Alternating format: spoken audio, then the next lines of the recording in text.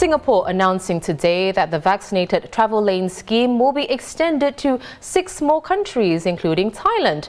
Vaccinated travellers departing from there may enter Singapore quarantine-free from December 14th, while those from Cambodia, Fiji, Maldives, Sri Lanka and Turkey may do so from December 16th. By then, all 6 countries will have reopened their borders to travellers from Singapore. This extension means Singapore now has 27 VTLs. But even as Singapore reopens with safeguards to more countries, the COVID-19 situation around the world is evolving.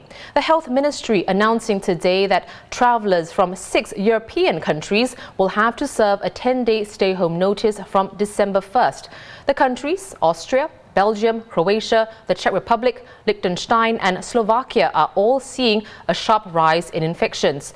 At the same time, a new COVID-19 variant is also becoming more concerning. We'll have more on that in a moment, but first, here's Transport Minister S. Iswaran on Singapore's reopening strategy. Even as we continue to reopen our borders to secure Singapore's position as a business and aviation hub, we will closely monitor the global public health situation, especially for the emergence of any new variants of concern, and impose additional safeguards as necessary. This is integral to our careful and calibrated approach to reopening our borders and tightening our safeguards when warranted by the latest public health risk assessment. I would also urge that all Singaporeans and residents to closely track the situation in the countries they are visiting, to be well informed and updated on their latest public health and border measures, and to plan well ahead for contingencies. As at the end of yesterday, just over 37,000 travellers have entered Singapore via the VTL scheme. Most are short-term visitors or long-term pass holders, and about 14,700 are returning Singapore citizens and PRs. Plus, over 79,300 travellers have applied for vaccinated travel passes between September the 8th and January 27th, 2022. So, the discovery of a new heavily mutated COVID-19 variant in South Africa has raised concerns here.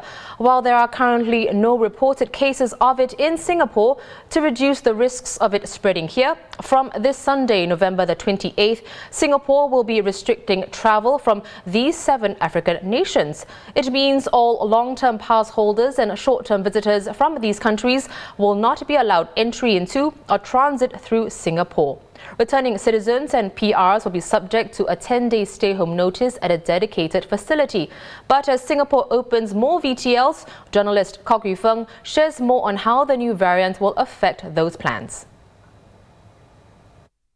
And which is still studying, how severe this new variant is and also how infectious it is. So he said, really there needs to be time for the authorities to study the detailed characteristics of the virus, and to sort of study how much of an impact it will have on travel. So at the moment, I think he said, he doesn't really want to draw any conclusions into how it will impact the VTLs as well as air travel going forward. I think what he noted was out of the 7 countries, African countries that have now had additional restrictions placed on them starting from tomorrow at 11:59, he did say that there's only one country with a direct air link to Singapore, and that is South Africa. And there's only one flight from the country to Singapore every day, with most of the passengers on board being transit passengers. I think he said also that the volumes are quite low, so it's about 10 passengers in a day. So, I think in his view, that the impact will be quite limited for now. The new COVID-19 variant causing concern as well around the globe and sending stock markets tumbling. Now, the variant has 32 mutations in its spike protein, about double the number associated with the Delta variant. The World Health Organization will hold an emergency meeting later today, and if the variant is determined to be of special interest or concern, it will get a Greek alphabet as its name. Although first detected in South Africa, the variant has also been found in Botswana and Hong Kong, and there are concerns about how it spreads.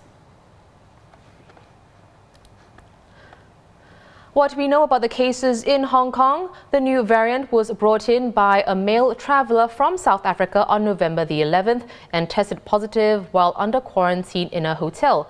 He then allegedly spread the virus to another man who was staying in a neighbouring room at the same hotel. The first patient was found to have worn a reusable mask with an air valve, which contributed to the spread of the virus through airborne transmission. For now, no further related infections have been detected in Hong Kong.